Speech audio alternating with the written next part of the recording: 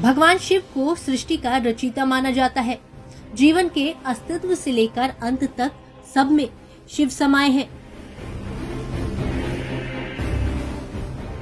लेकिन क्या आपको पता है कि स्विट्जरलैंड में जहां दुनिया की सबसे बड़ी फिजिक्स लैब सर्न है, वहां नटराज की मूर्ति लगी हुई है। नटराज भगवान शिव का ही एक रूप है। दुनिया की इस सबसे बड़ी लैब में भगवान शिव की मूर्ति लगाने के पीछे वैज्ञानिक कई तरह के तर्क देते हैं। आपको बता दें, सर्न लैब में ही हिग्स बोसोन की खोज हुई थी, जिसे गॉड पार्टिकल का नाम दिया गया था। बता दें, इस ब्रह्मांड की रचना गॉड पार्टिकल के बगैर मुमकिन नहीं है।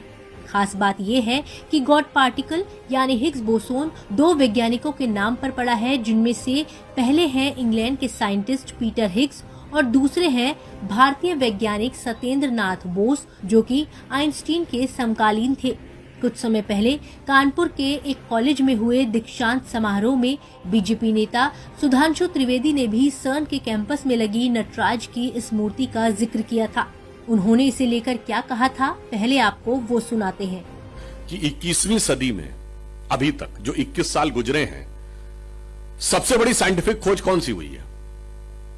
वो है गॉड पार्टिकल, जो जुलाई 2012 में यूरोप की सन लेबोरेटरी में खोजा गया, जिसका कि वास्तविक नाम है हिग्स बोसॉन।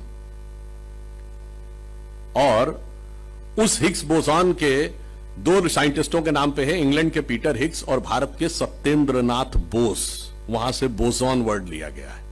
यानी अब 21वीं सदी की सबसे बड़ी साइंटिफिक खोज के ऊपर भारत के हस्ताक्षर दिखाई पड़ रहे हैं। और ज्यादा महत्वपूर्ण जानते क्या है? सन लेबोरेटरी के बारे में जिसने भी पढ़ा हो, आप उसकी लॉबी में जाइए तो वहां जानते क्या बने हैं? तांडव करते हुए भगवान शंकर की नटराज की मूर्ति बनी है।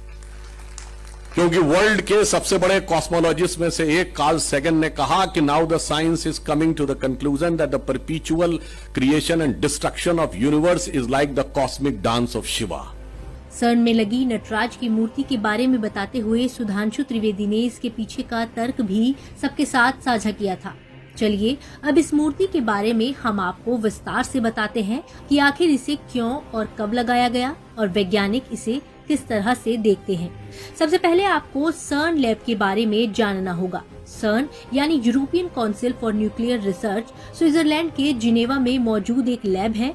इस लैब में वैज्ञानिक पदार्थों पर स्टडी करते हैं। 1960 में भारत सरकार का सर्न के साथ एसोसिएशन शुरू हुआ था। आज भी भारत इस इंस्टीट्यूट का एसोसिएट मेंबर स्टेट है। इसी एसोसिएशन को मार्क करने के लिए भारत सरकार ने लॉर्ड नटराज की ये स्टैच्यू सर्न को तोहफे में दी थी।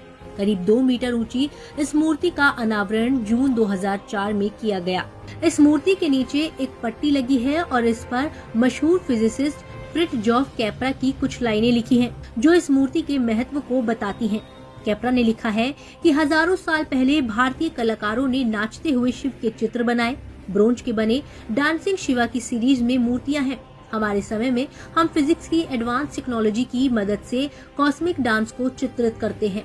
कॉस्मिक डांस का रूपक पौराणिक कथाओं से मेल खाता है। ये धार्मिक कलाकारी और मॉडर्न फिजिक्स का मिश्रण है। वही कहते हैं कि दुनिया की सबसे बड़ी इस फिजिक्स लैब में भगवान शिव की मूर्ति वैज्ञानिकों को प्रेरित करती है।